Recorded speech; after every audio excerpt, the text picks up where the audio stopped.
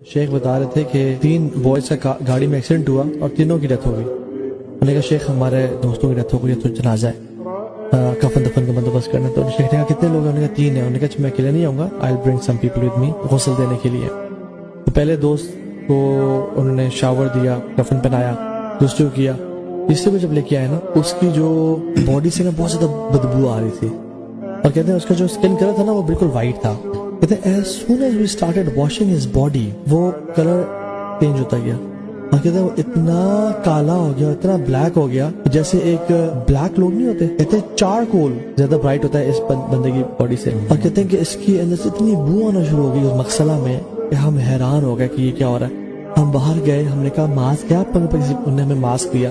ہم واپس آئے, ہم نے کافور, ہم نے بخور جلائے, ہم جلدی کر رہے تھے اور ہم سے برداشت نہیں ہو رہا تھا, ہمیں سانس نہیں آ رہا تھا. ہم دوبارہ باہر گئے, ہم نے کہا اور ماسک ہے, ہم نے ڈبل ماسک لیے.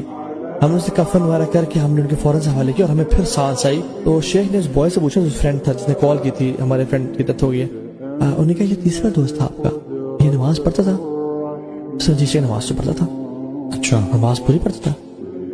دیکھنے کا اچھا ٹھیک چلے گیا. وہ کچھ ہفتے 10 دن بعد یہ بوائے آیا, کہتا شیخ میں آپ سے معذرت کرنا چاہتا ہوں, میں نے جھوٹ بولا تھا آپ سے.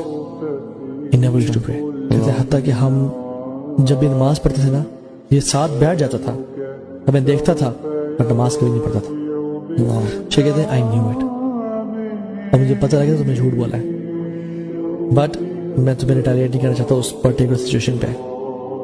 شیخ کہتے ہیں میں نے آج تک کسی بندے کو نہیں دیکھا جس سے جو نمازی ہو اس کی یہ حالت ہو.